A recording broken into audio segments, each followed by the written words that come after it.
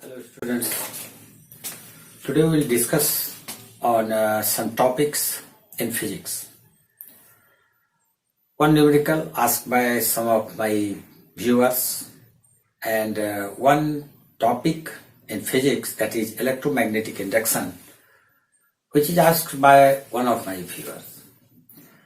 So सबसे पहले हम लोग इस टॉपिक पर जाने के पहले कुछ डिवाइस और कुछ इंस्ट्रूमेंट की बात करते हैं। एक दो डिवाइस है, इसको जान लें, उसके बाद हम लोग आगे बढ़ते हैं। सबसे पहले एमीटर आता है। ये वास्तव में क्या है? तो ये एक ऐसा डिवाइस है जो कि करंट को मेजर करता है, मैग्नीट्यूड ऑफ करंट। ये इस तरह से होगा।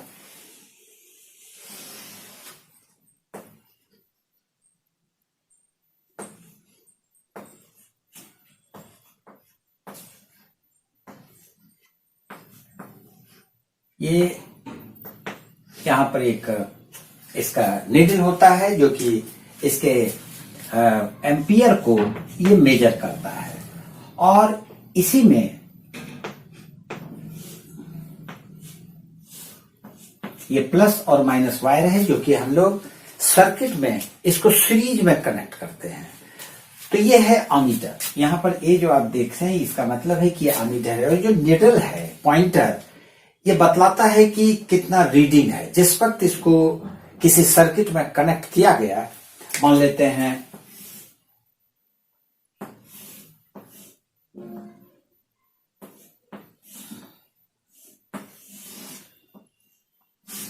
तो ये जो एमीटर है, ये यहां पर नेगेटिव और ये पॉजिटिव। ये जो एमीटर है, ये सेल है, मान लेते हैं 6 वोल्ट। तो इससे करंट कितना पास कर रहा है, ये जो करंट पास कर रहा है, ये हमको बतलाता है कि इसका रीडिंग क्या है। ये सीरीज में कनेक्ट करेंगे। मान लेते हैं ये 2 एम्पियर है, तो ये 2 एम्पियर का रीडिंग हमको देता है।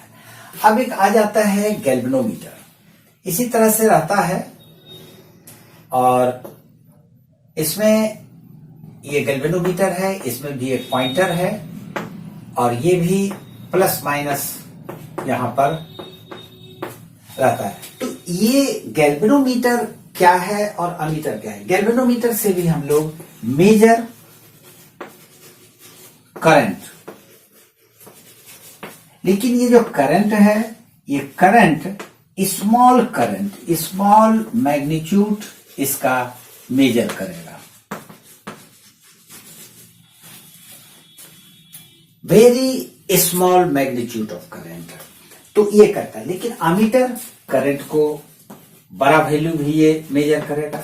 दूसरा चीज है कि गैल्वेनोमीटर में और एमीटर में, इस दोनों में हम लोग क्या देखते हैं कि एक बहुत बड़ा अंतर है। ये हमको करंट के डायरेक्शन को भी डिनोट करेगा कि करंट किस तरफ से किस तरफ जा रहा है, लेकिन ये करंट के डायरेक्शन को नहीं बतलाता है। तो इस प्रकार से इसका दो काम हम लोग देख रहे हैं, मैग्नीट्यूड ऑफ करंट को मेजर करना और उसके डायरेक्शन को बतलाना। इसमें यानी एमीटर में हमको सिर्फ मैग्नीट्यूड ऑफ करंट ये बतलाता है। ठीक है। अब हम लोग, ये तो दो डिवाइस जो था, जो इसकी आवश्यकता हमको इसमें पड़ती है, इसलिए मैंने इसको आपको बतलाया। अब हम लोग आ जाते हैं मेन टॉपिक पर। ये टॉपिक है इलेक्ट्रोमैग्नेटिक इंडक्शन। इलेक्ट्रोमैग्नेटिक इंडक्शन को जानने के पहले हम लोग ऑरेस्टेड महाशय का एक एक्सपेरिमेंट को रिवाइज करना चाहेंगे। ऑरेस्टेड साहब ने ये बतलाया कि अगर किसी वायर में, किसी कंडक्टर से अगर हम करंट पास कराते हैं, एक स्ट्रेच वायर है, एक तार है जिसमें करंट डाला गया, इस पर करंट फ्लो कर रहा है, तो क्या देखा गया कि इसके आसपास का जो क्षेत्र है वो मैग्नेटाइज्ड हो गया। इसका मतलब है कि if we pass a current through a conducting wire और a conductor, it experience a magnetism around its area। अगर हम किसी तार से करंट पास कराते हैं तो उसके आसपास का क्षेत्र मैग्नेटाइज्ड हो जाता है। इसका मतलब है कि अगर हम यहां पर एक मैग्नेटिक नीडल को रखते हैं, ये एक मैग्नेटिक नीडल है। तो हम देख रहे हैं कि ये मैग्नेटिक नीडल, मैग्नेटिक कंपास, ये डिफ्लेक्ट कर गया। अगर हम इसके करंट को रोक देते हैं,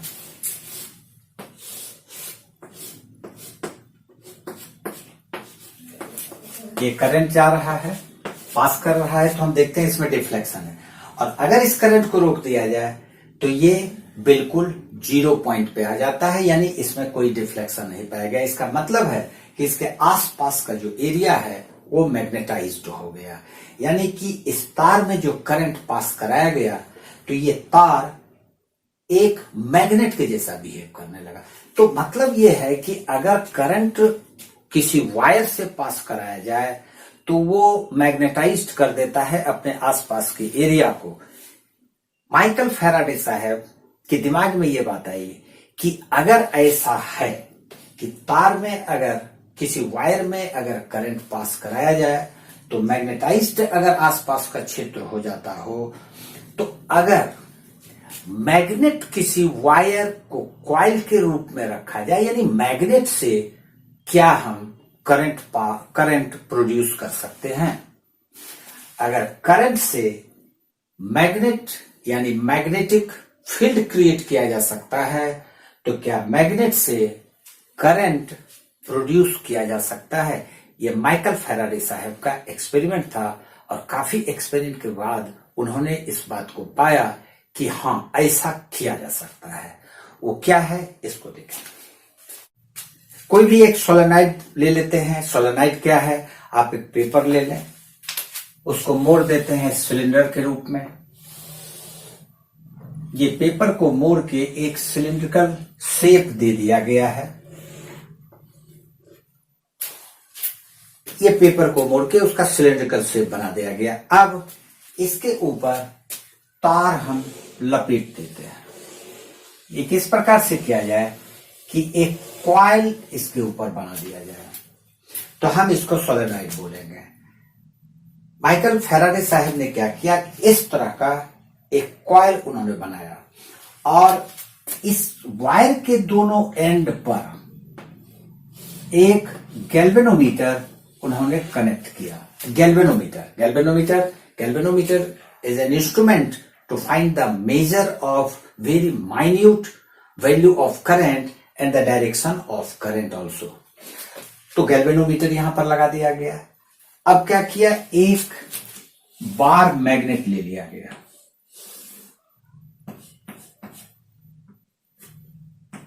ये एक बार मैग्नेट लिया गया। इस मैग्नेट को इसके एक्सल में रखा गया है, यानी कि ये देखा जाए कि इसको इसके अंतर्गत रखेंगे। ठीक है। अब क्या देख रहे हैं कि ये अभी स्टेशनरी पोजीशन में है। स्टेशनरी मतलब रुका हुआ है, कोई मूवमेंट बार मैग्नेट में नहीं है। तो पाया गया कि ये जो गैल्वेनोमीटर है, इसका जो वोल्टेज है वो 0 है। इस मतलब इसमें कोई डिफ्लेक्शन नहीं पाया गया। गैल्वेनोमीटर के नीडल में डिफ्लेक्शन होगा तो माना जाएगा कि वायर में करंट पास कर रहा है। अगर गैल्वेनोमीटर के नीडल में कोई डिफ्लेक्शन नहीं हुआ तो माना जाएगा उसमें करंट पास नहीं कर रहा है। इस स्थिति में ये कोई करंट पास नहीं कर रहा है। क्यों? क्योंकि ये स्टेशनरी है, रुका हुआ है। अब क्या करते हैं, इसको मोशन में ला देते हैं। इस बार मैग्नेट को कॉइल के तरफ मूव कराते हैं। जो कॉइल है उसके तरफ इस बार मैग्नेट को मूव कराया जाता है। तो क्या देखा गया कि ये जिस तरह से इसको इसके तरफ मूव कराया जाता है तो ये गैल्वेनोमीटर का रीडिंग यानी पॉइंटर इस तरह से डिफ्लेक्ट कर जाता है। The reflection of the needle of the galvanometer shows that current is passing through the coil. निश्चित रूप से इसमें करंट पास कर रहा है और ये करंट इस तरह से होगा, ये देखा गया। अब क्या किया गया, यहां पर लाने के बाद एक पोजीशन पर अगर हम इस मैग्नेट को लाके इसको फिर से स्थिर कर दें, अगर हम स्थिर कर देते हैं तो फिर करंट उससे पास होना बंद हो जाता है। इसका मतलब गैल्वेनोमीटर का रीडिंग 0 पॉइंटर पे आ जाएगा। अब इस मैग्नेट को, पार मैग्नेट को एक बार फिर बैक डायरेक्शन में खींचा जाए। पहले मैग्नेट को इस तरफ लाए, अब इसको इस तरफ लाएंगे। अगर इस तरफ लाए हैं, कॉइल के तरफ अगर इसको लाया गया तो इसका गैल्वेनोमीटर का डिफ्लेक्शन इस प्रकार से था। पहले गैल्वेनोमीटर इस तरह से था, 0 पॉइंटर पर, 0 मार्क पर। लेकिन जैसे ही ये मूव इधर किया, ये मैग्नेट जैसे ही इस तरफ मूव किया, तो ये क्या देखा गया कि इसका डिफ्लेक्शन इस तरह से हो गया। ये स्टेशनरी पोजीशन का है। ये टुवर्ड्स द कॉइल जब करता है तो ये पोजीशन में है। अब हम लोग इसको मूव अवे लेते हैं, कॉइल से दूर ले जाते हैं। तो जैसे ही कॉइल से दूर ले जाते हैं तो ये जो गैल्वेनोमीटर यहां पर है, ये कॉइल से दूर ले जाने में उसका रिफ्लेक्शन इस तरह से हो जाएगा। इस एक्सपेरिमेंट से हमने क्या देखा? इससे हम लोग देख रहे हैं कि अगर हम मैग्नेट को मोशन में लाते हैं, अगर मैग्नेट मूव कराया जाए टुवर्ड्स द कॉइल और अवे फ्रॉम द कॉइल, तो वायर में करंट पास होता है। और अगर उसके तरफ लाया जाए तो ये डायरेक्शन इस तरह से होगा। अगर दूर ले जाया जाए तो इसका डायरेक्शन इस तरह होगा। और अगर कहीं पर भी इसको हम रोक देते हैं, ये रुक सा गया, स्टॉप, अगर ये रुक गया तो ये जो गैल्वेनोमीटर है इसका रीडिंग भी रुक जाता है। इससे पता चलता है कि एक कॉइल बनाया जाए और उस कॉइल में एक कॉइल ले लेते हैं, इस तरह से कॉइल बना लिए, और इस कॉइल में ये जो कॉइल देख रहे हैं, इसमें अगर एक मैग्नेट को टुवर्ड्स द कॉइल, फिर अवे फ्रॉम द कॉइल, अगर इस तरह का मोशन किया जाता है तो इस वायर में, इस कॉइल में करंट पास करता है। ऐसा देखा गया, हम लोग अभी देखे कि इस तरफ यानी टुवर्ड्स द कॉइल अगर हम मैग्नेट को लाते हैं तो करंट का डायरेक्शन कुछ और होता है, और अगर हम उसको दूर ले जाते हैं तो करंट का डायरेक्शन कुछ और होता है। इससे एक बात का पता चलता है कि इसमें जो करंट प्रोड्यूस हो रहा है, जो करंट प्रोड्यूस हुआ, ये अल्टरनेटिव इन नेचर है। ये अल्टरनेट करंट है, डायरेक्ट करंट नहीं है।